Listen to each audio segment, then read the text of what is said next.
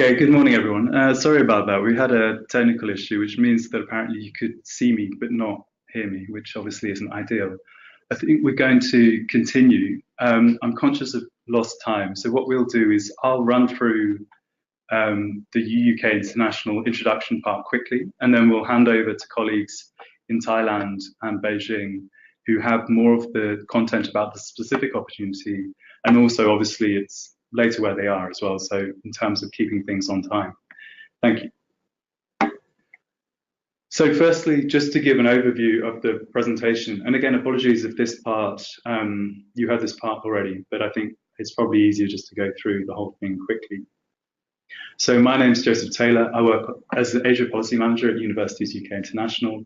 I'm going to start quickly by giving a brief overview of Universities UK International, this webinar series, and also our rationale for choosing Thailand for this episode of the webinar. Then I'll hand over to Araiwan Samoli from the British Council of Thailand. Araiwan will give a kind of a broad overview of the Thai higher education system. Then we'll hand over to Kevin Prest and Matt Dernan, analysts from the British Council's International Education Services team based in Beijing. Kevin and Matt will give sort of a detailed assessment of the current policy context and also give their sense on the opportunity as it stands, how attractive it may or may not be for UK universities. Thank you very much. So broadly, Universities UK International represents the UK higher education sector internationally. We are one department of Universities UK. To do this, we have three objectives or three aims. They are firstly to enable universities to develop and deliver strong international strategies. Secondly, to influence the policy environment through our ability to represent UK universities, whether that's in the UK or occasionally, where appropriate, overseas. And lastly, to create diverse opportunities through strategic partnerships. And these webinars are intended to support the first and the third aim principle. In terms of how we meet our objectives, there's a range of activities, and within the particular context of transnational education, we do this through facilitating dialogue between UK universities and overseas partners, sharing information, advice and guidance with UK stakeholders, as well as representing universities' TNE strengths and interests to the UK and overseas governments. In all this work, we depend on international partners, and principally among those is the British Council. So it's wonderful to be joined by representatives from British Council Thailand, but also the British Council analysis team based in Beijing. In terms of UK higher education and transnational education generally, why it's important. So in 2016-17, there were over 700,000 students studying UK programs overseas. They were studying with 138 UK universities, and this amount is 1.6 times the number of international students physically based in the UK. So as you can see, transnational education is important for UK universities, both in terms of sort of revenue generation, but also in terms of their overseas profile and making connections which facilitate broader collaboration with overseas institutions, for example, in research. We conduct a series of analytical reports about the state of UK transnational education and the future objectives, and principal among these is the Scale and Scope report. The most recent research has suggested that all universities are planning to expand their TNE provision in future. Firstly, through existing programs by growing the number of students on those. Secondly, by developing new programs, potentially with established partners or new partners. And lastly, by expanding into new regions and territories. It is within the last point that today's presentation is perhaps most relevant, as we see what the opportunities may be to expand TNE provision within Thailand. Firstly, to put it in context, so the majority of UK TNE is delivered in Asia. So 52% of all UK TNE students are based within Asia. The figures in the table may not surprise you, they're perhaps fairly well understood, but for undergraduate and postgraduate as well, Malaysia is host to the largest number of UK TNE students. China, Hong Kong, Singapore are also host to a large number of UK TNE students, both at undergraduate and postgraduate level. Currently, or at least in 2015-16, the number of UK TNE students in Thailand was fairly low, so it doesn't appear in the top 10 for undergraduate and is ninth in terms of postgraduate, where there are 440 students studying UK programs. Part of our survey work as well, our analysis work, was asking universities what their sense of the growing demand or growing interest for TNE would be in future and where they were planning to expand. And so we sort of asked in terms of regions, and the table on the left gives sort of a sense of those regions where they expect to expand over the next 3 years, over the next 10 years. So firstly, in terms of the next year, then in 3 to 5 years, and then 5 to 10 years. I think so as you can see, sort of up until kind of 5 years out, Asia will remain the dominant focus for UK universities. Looking further into the future, Asia appears after Africa and South and Central America, but is still clearly significant. And I think that's also looking as well where people expect there to be growth rather than where they expect there to be the majority of provision. So it's expected, sort of up until sort of the mid-future, that Asia will remain host to the largest number of UK TNE students. As such, it's interesting to see what opportunities may exist to expand UK TNE within the continent. I think in terms of what that TNE might look like in the future, this is sort of a paragraph which is taken from Australia's International Education Strategy. I won't repeat it verbatim, sort of conscious of time, and we'll be circulating the presentation after this. But I think the broad message of this paragraph is that people expect growth in Asia to continue, but the type of growth and the type of provision may change in future as people seek to diversify their offer, and also as sort of the nature and the range of opportunities changes over the coming years. Looking now particularly to UK TNE provision in Thailand, so these figures of 2016-17, so there are 870 UK HETNE students in Thailand. 6 in 10 of these are postgraduate students. So as you can see, sort of as per the previous table, it is sort of postgraduate level where the most UK TNE has been delivered in Thailand. This is being delivered by 37 UK universities in total, and 3 of those have in excess of 100 students, whereas the rest have kind of ranging from sort of 5 up to 100. There's also information here about sort of the type of provision, so the form of delivery, whether that's in terms of distance, flexible, distributed learning, or collaborative provision. And again, these slides will be circulated after the presentation, so you'll be able to see this in more detail. This also relates to other research that we've conducted, which we will circulate links to, and sort of information is available on the Universities UK International website as well. But please do get in touch if you have questions that aren't answered, either by the content of this webinar or by further information that's available on either our website or the work that British Council have done in this area.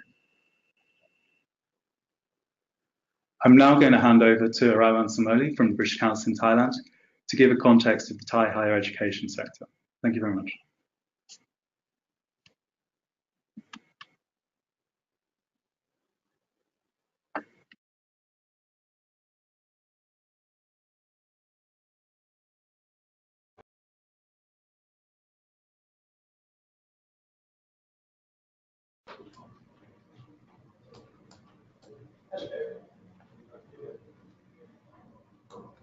Okay, thank you very much for the kind introduction, and hello everyone from British Council in Bangkok, Thailand. Thank you very much for your interest in the transnational education opportunities in Thailand. I think many of you may have the opportunity to join the talk by our Minister of Education in September last year in London.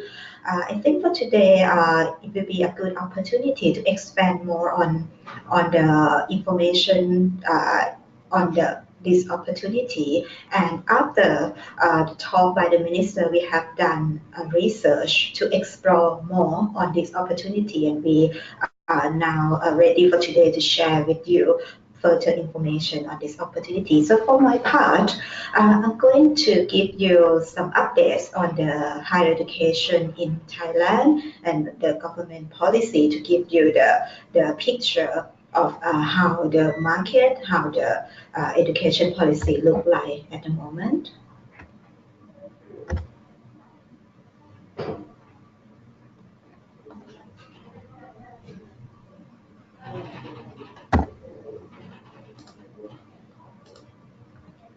Okay, so first of all, I'd like to start with the big policy for the Thai government there is a very big opportunity and big policy in Thailand called Thailand 4.0. So all of other policy in Thailand, including in education, has a Thailand 4.0 as a foundation. So for Thailand 4.0, it is the business model. It is a model that our government would like to implement in Thailand in order to move Thailand out of the middle income trap and to use innovation, high technology to drive the country. So there are a lot of new projects under Thailand 4.0 and a lot of outcomes that the government expecting to see under Thailand 4.0. The one that may be related to education, for example, they would like in the next 20 years to have at least 5 Thai universities in the top 100 world ranking.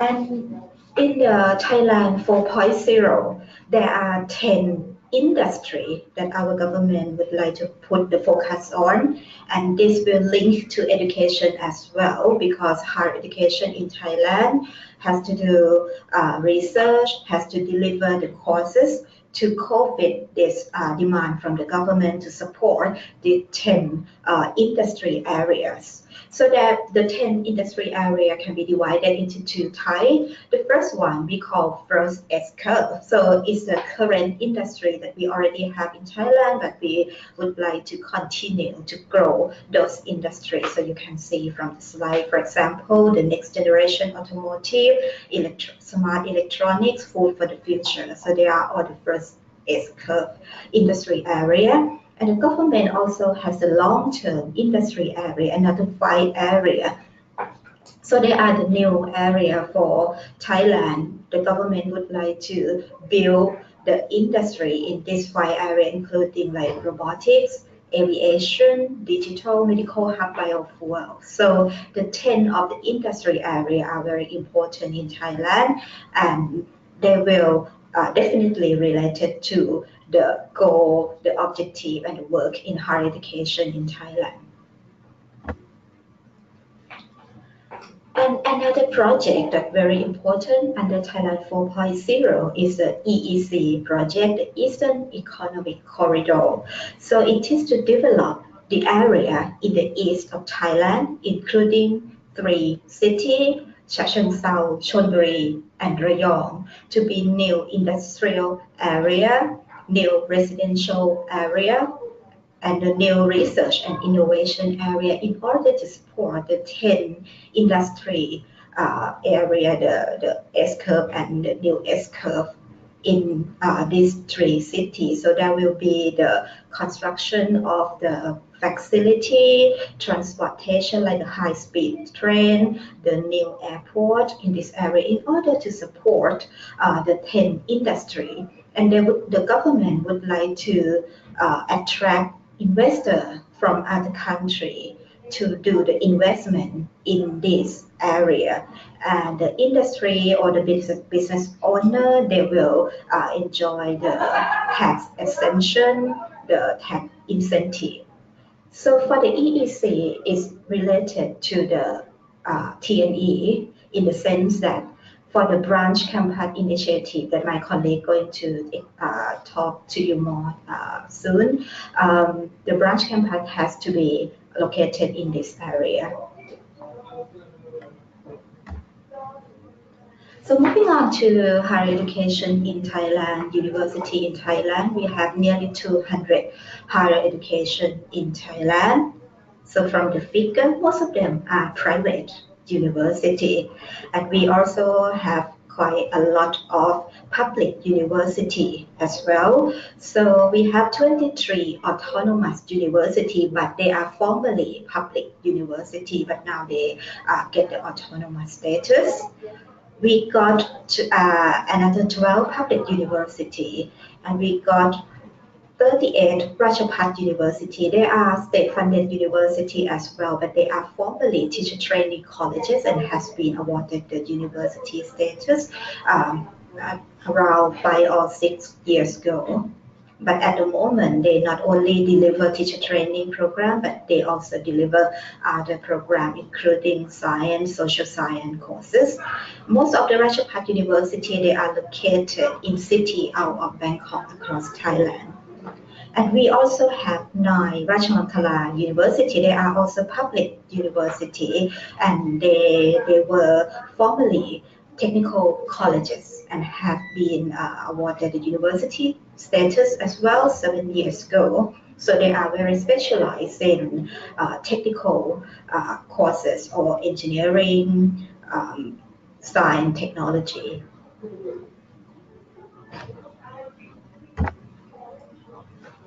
Another update or another trend that's happening in higher education in Thailand.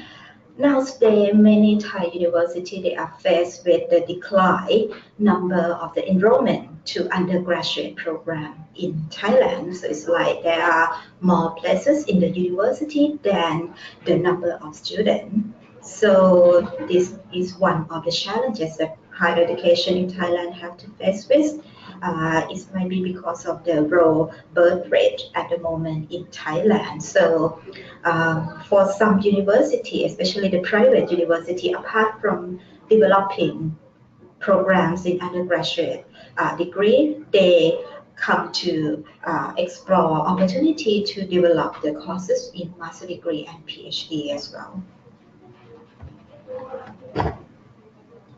But for number of students in school, especially in international school in Thailand, it shows the different picture. The number of students in international school in Thailand has been increased from 2011 and until 2015. We can see more than 44,000 students in international school in Thailand. So they are both Thai citizens and also students from other countries as well. Thailand hosts very high number of international school, more I think nearly 200 now, international school operating in Thailand. And apart from number of students in international school, in higher education, we have quite a big number of students from neighboring country, China. We got nearly 5,000 students from China and also Myanmar, Cambodia, Laos, Vietnam as well in currently study in Thai higher education. So this should be another opportunity for transnational education in Thailand for TNE program in Thailand because it's not only attract students in Thailand but also the students from neighboring country as well. And another big news in Thai higher education just been announced last week. At the moment, we have the Ministry of Education responsible for basic education, vocational education, and higher education. But there has been a discussion for a few months ago about separating higher education and research from Ministry of Education. And just last week, this is the picture of the Minister of Science and Technology. So Thailand now is going to merge Ministry of Science and Technology with Office of Higher Education Commission, which is currently under Ministry of Education. So it's like science, research, and higher education will become one ministry. And for Dr. Suvit, who is the Minister of Science and Technology, actually he used to work for the Prime Minister of this key man for Thailand to drive the Thailand 4.0. So he's like a very important one to drive this policy. So after this merging that we expected to happen maybe within next year, I think science, Thailand 4.0, innovation and higher education research will become in one strategy. So we can see, I think, more Thai higher education to work more to support Thailand 4.0. So before I will hand over to my colleague to talk about our research in transnational education. So I would like to show you the current picture of the Thai UK TNE program. So at the moment, we have 16 programs between Thailand and the UK. Most of them are dual degree, and you can see that the programs are mostly in science, but there are some in art and also in business management as well. And for most of the program are run between state, the public Thai university and UK university. Only the last three, 14, 15, and 16, they are run with the private university in Thailand. So there are a lot of more opportunity, a big room to grow, I think, for transnational education in Thailand. And for my last slide, this is the Minister of Education in Thailand, Dr. Thiraphir, who has announced the new policy on branch campus in Thailand. We call it the establishment of the renowned foreign higher education institution in Thailand. So this is a big change for the TNE landscape in Thailand. And I would like to hand over now to my colleague Kevin and Matt to talk more on the research we have done on TNE. Thank you.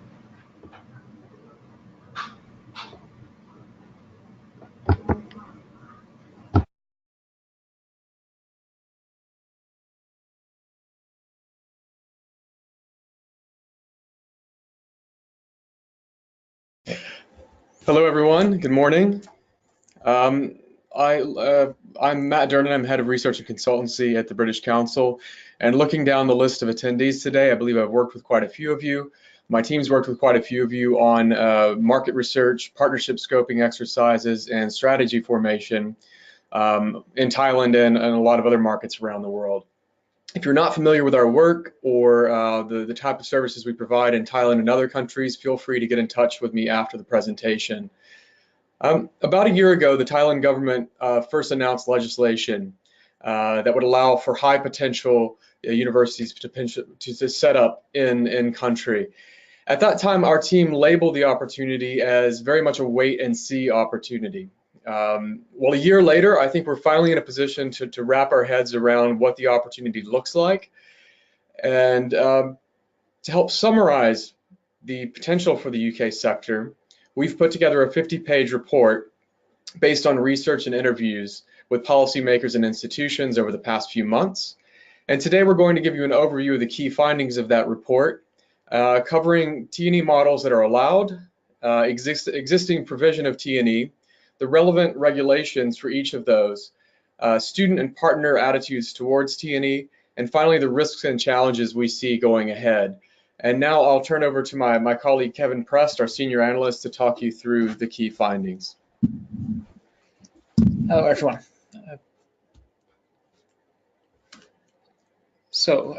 I guess jumping right in, essentially I think there are two main types of transnational education in Thailand that we're going to talk about today. The first being joint and dual degree programs, and the second is branch campuses. So talking about joint and dual degree programs first, they already exist in Thailand. There are around 80 or so collaborative degree programs that are already operating and acknowledged by the Office of the Higher Education Commission. So they generally consist of students studying for half of their course in Thailand and half overseas. They exist at all levels, so bachelor's degree, master's degree, and PhD. I think there are more bachelor's degree than any other level. And officially, these don't require approval from the Office of the Higher Education Commission, but in practice, this acknowledgement is very important. I'll get to that later. And in general, the cooperation models are quite varied. Some of them are essentially just a fancy name for an articulation program. So the Thai part is taught in Thailand, and then the UK part is taught in the UK or the US or wherever. But others involve quite a lot of involvement from the UK side in terms of either delivery by flying faculty or delivery by Thai Thai higher education institution staff that have been trained by the UK institution. And then there are branch campuses. So from a technical point of view, branch campuses have been allowed for quite some time. So in the 2003 Private Higher Education Act allowed foreign branch campuses. In practice, none have been set up until these new rules were approved in 2017, although there is one, essentially a branch campus. They bill themselves as a branch campus, although technically they're a private Thai higher education institution, which is Webster University Thailand, from a US institution.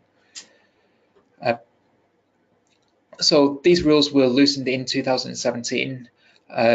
Under the new rules, there have been 2 approvals, which is Carnegie Mellon's cooperation with King Mongkut's Institute of Technology outside of Bangkok, and National Taiwan University have been approved to set up their own branch campus.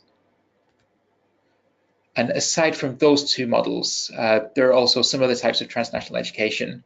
So Joseph was talking earlier about distance learning in Thailand.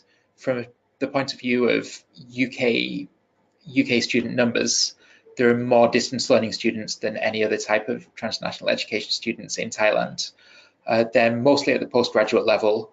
I think one important point here is that distance learning is not acknowledged by the Office of the Higher Education Commission, which means that they're not recognised when you come to apply for a job in a public body, for example, at a university or in the civil service or at a state-owned company.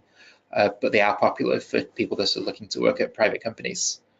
There are also articulation or credit transfer programs, partnerships.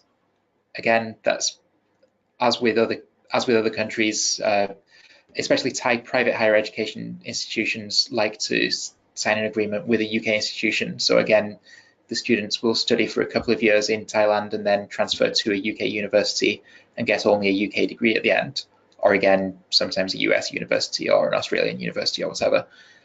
And then there are also so-called international programs. So these aren't actually transnational education. They're English medium degree programs offered by Thai universities. They've often been set up to attract international students, but Thai students can also register on those programs. And a lot of these articulation and credit transfer agreements are with these international programs. And there are also, I think one other thing that isn't listed on that slide is I know that NC UK is offering a foundation program and international year 1. So that's taught in Thailand, and again, the students transfer to UK universities and get a UK degree at the end. So going back to the joint and dual degree programs, essentially the approval for these partnerships is quite straightforward. Technically, it's not required at all. The Thai university and the international university can deliver a program and award a degree without any specific approval from the Office for the Higher Education Commission. In practice, this approval is very important. So you need the acknowledgement for the degree to be recognised by civil service employers or by public sector employers, and it's also seen as important by the students because they won't want to take a degree course this isn't recognised. The approval procedure is really quite straightforward, and it's based entirely on the curriculum of the program. So the 2 universities designed the curriculum to meet Thailand's higher education curriculum standards. They submit that to the Office for the Higher Education Commission, and that can be resubmitted if OHEC don't like it, if they don't accept that. And then universities should carry out follow-up evaluations, which is an internal assessment, and they send the reports to the Office for the Higher Education Commission. In terms of the scale of these collaborative programs, you can see on the chart, they've increased from 40 programs to slightly over 80 programs over the last 5 years for which we've got data. And most of these are double degree partnerships, so they'll get a Thai degree and a UK degree, although there are an increasing number of joint degree partnerships, and there's 2, I think, triple degree partnerships. So looking at the level of study, bachelor's degrees are the most common, but that varies quite a lot by partner country. So as you can see in the chart here, China, for example, is pretty much all bachelor's degree. Australia, the US, UK as well have quite a lot of bachelor's degrees, but other countries like Japan don't have any bachelor's degrees at all. The subject also varies by country. Overall, science and engineering are the most popular. They make up about half of the total. And then there's business-related fields. And the third is languages and literature. That's especially among Chinese universities. A lot of them have degrees in Chinese language. Okay, so now for branch campuses. So this is essentially the new opportunity. Joint and dual degree programs have already existed. Branch campuses technically have already existed, but they've recently been made much more attractive. The reason for this is there's been a new approval procedure. So this is under Article 44 of the Thai Constitution, and that was introduced by the current military government that allows them to bypass the normal process and basically introduce laws directly. So specifically for branch campuses, that's judged by a committee that includes the Minister of Education. It also includes people from the Office for the Higher Education Commission, and I believe also the Thai Board of Investment. And this committee can approve branch campuses on a case-by-case basis. They have said what some of their criteria are. So I think possibly the most important is that the overseas partner needs to be a renowned foreign higher education provider. So they haven't said specifically what defines that, but they have said that that's going to be based on international rankings. But universities that don't perform so well in international rankings, they will also look at their strength in the relevant subjects that the branch campus is providing. In terms of subject area, Araiwan was talking before about Thailand 4.0. So all of the subject areas offered by the branch campus need to be in line with either Thailand 4.0, or they can decide again on a case-by-case basis. And we confirmed with officials in Thailand. So a really important point here is all of the subject. It applies to all of the subjects that the branch campus is offering. So you can't offer, for example, an engineering program and also a business program. Every single program has to align with national development needs, and that's to prevent it from competing with domestic Thai higher education institutions. They've also said that the branch campuses should be in the Eastern Economic Corridor. They previously said that as an absolute rule. As it turns out, of the two approved branch campuses, only one of them is in the Eastern Economic Corridor. So they've kind of backtracked on that a little bit, but it should still have a connection with the Eastern Economic Corridor. So for example, Carnegie Mellon's joint campus, I think their industry placements are in the Eastern Economic Corridor. So they've also talked about incentives to set up a branch campus in Thailand. And the first point that the official that we talked to said is that the support isn't going to be worse than what's already offered for private Thai higher education institutions. And the way that they're treated, these are non-profit institutions, so they're exempt from corporate income taxes, import taxes, and some other taxes. That's the main important thing. Looking specifically at branch campuses, the Board of Investment issued a document that gives some slightly different details. This is, I think, also the one that says it should be in the Eastern Economic Corridor, so possibly some of these are a little bit flexible. They said instead of a complete exemption from corporate income taxes, there would be only an 8-year exemption. But on the other hand, they also mentioned relaxed visas for bringing in overseas academics. You can own land, which is otherwise quite difficult for a foreign organization. There are also exemptions to rules on foreign currency usage. Also, to try to encourage campuses to be set up in the Eastern Economic Corridor, they'll get an additional discount on corporate income taxes after the exemption expires. There's a lower maximum personal income tax rate, and they've also got some additional facilitation measures. On the other hand, the interviewee that we talked to was very clear. They're not going to be giving direct financial subsidies, and they said they're not going to be providing any free land for branch campuses.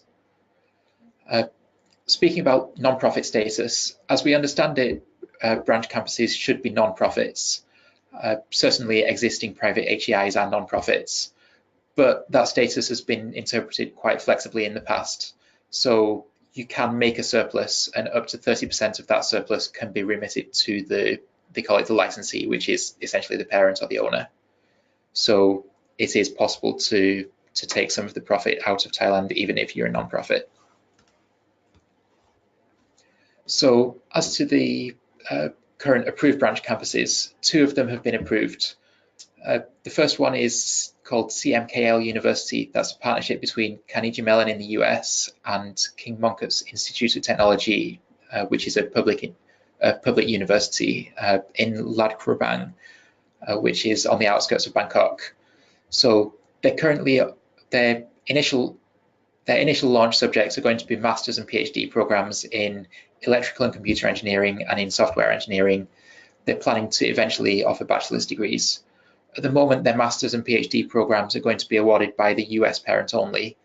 Their bachelor's degree programs, the plan is for them to be offered by the branch campus itself. And half, at the moment, again for the master's and PhD programs, half the course is going to be spent in the US and then half spent in Thailand. And in Thailand, teaching is provided by both US faculty and Thai faculty who've been trained in the US. The other approved campus is National Taiwan University. So that we haven't heard as much about that. We've heard the official announcement when it was approved, but they don't seem to have announced other details, for example, their exact location, although we know this is going to be in the Eastern Economic Corridor, or the specific programs that they're going to be offering, although we know that it's going to be focused on technology. So looking at tuition fee levels, we don't know what these are going to be like for branch campuses, but we do know that they're not regulated by the Office for the Higher Education Commission. So it's essentially set by the university itself. So if you want to set a higher tuition fee or a lower tuition fee, that's your own choice, and possibly your Thai partner if you've got one. The current levels of tuition fees, roundabout, we had a look at a sample of domestic and international programs and joint and dual degrees. So domestic programs, 40 to 80,000 baht, which is around about £1,000 to £2,000 per year at public universities, about twice that at private universities. Current international programs, 100 to 200,000 baht. Joint and dual programs, sometimes they're based out of international programs, so they're the same as the international program fee. Sometimes they're a bit higher if you've got, for example, UK faculty teaching in Thailand. And then the one existing branch campus that isn't technically a branch campus, Webster University, charges fees of 420,000 baht per year for undergraduate programs. So that's about £10,000. So we also talked to universities and also agents about students' attitudes towards transnational education. And I think the first point to bring up is awareness of this is really quite low. So they're saying most students don't know anything about dual degree programs. Even students that are interested in study abroad, perhaps surprised to realize that they can start their course at a Thai university and then transfer, or to do a dual degree program. On the other hand, the attitude of the students that do know about that is quite positive. And also the agents in universities said that awareness of these is increasing over time. And as to attitudes towards transnational education, students generally see that as kind of a light version of overseas study. So they see it as a way to get overseas study without having to do the whole course overseas and pay overseas tuition fee for the whole university program. They're not so much seeing that as a competitor to Thai degree programs.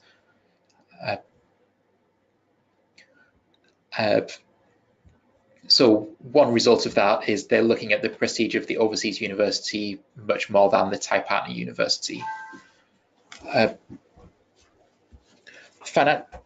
Finances are also very important. So a lot of partnerships will offer a discount on the overseas tuition fee part. So for example, you study in Thailand for 2 years and then you study abroad for 2 years with a 25% discount on the standard overseas fees. And that's quite important to some students. As to universities, the universities that we talked to were very positive about joint and dual degree programs. So they often saw that as a way to keep students that would otherwise be studying abroad, a way to keep those in Thailand, although some of the interviewees said not everyone in the university agreed with that. They're also another very important point is that it can help to raise the Thai university's profile and build international connections, raise its level of internationalization, make it more attractive to Thai students in general. And they also did say that the compatibility with the overseas partner is important as well as its strength. For branch campuses, universities seem to be to have a less positive attitude. They were seen as competition for students, and there was less appetite for cooperation. Although some King Mongkut's University of Technology obviously is cooperating with Carnegie Mellon, and some of the universities would see that as attractive. Hi everyone. Unfortunately, there's been an issue with the laptop for Kevin and Matt in Beijing. I think as we're nearing the end of the presentation anyway, in terms of the webinar, I think the best way forward is perhaps to share the slides for both myself, Araiwan, Matt and Kevin. Matt and Kevin were presenting sort of highlight takeaways from a report that they've recently produced, which is around the current scale of the opportunity in Thailand in terms of T&E. So the report is based, following discussion that they've conducted with the ministry there, as well as a briefing event that the British Council held in the UK in September. As Matt mentioned at the beginning of their presentation, in the introduction, there was a sense that the opportunity was one of kind of wait and see. And now that they've done this report, they feel that they have a sense of, what the scale of that opportunity is and, what the opportunities for UK universities are. I think Kevin was able to present, frankly, a substantial amount of those outcomes, and I think it sort of should hopefully give a sense to people who are interested, what the nature of the opportunity is. So there was a lot of emphasis, of course, on branch campuses. Then in terms of subject areas, so those Industry 4.0 subject areas that Araiwan mentioned in her earlier presentation. So very much tying university development, transnational education to national development goals. I think as Kevin was just about to move on to in his presentation, sort of subject on political risks and challenges, and then in terms of final takeaways.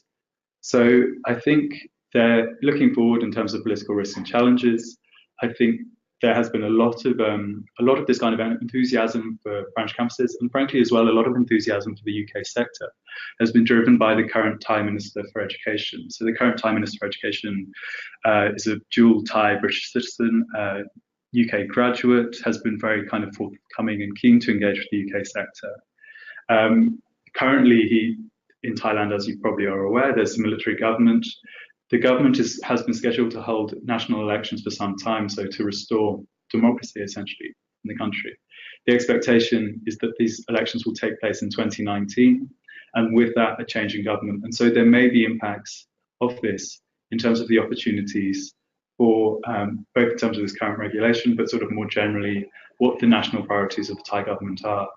Although saying that, in terms of the 4.0 industry areas, they're fairly, as Aroma mentioned, they're fairly sort of standard and fairly common across Southeast Asia. So in terms of particular subject priority areas, it might be surprising if they change massively.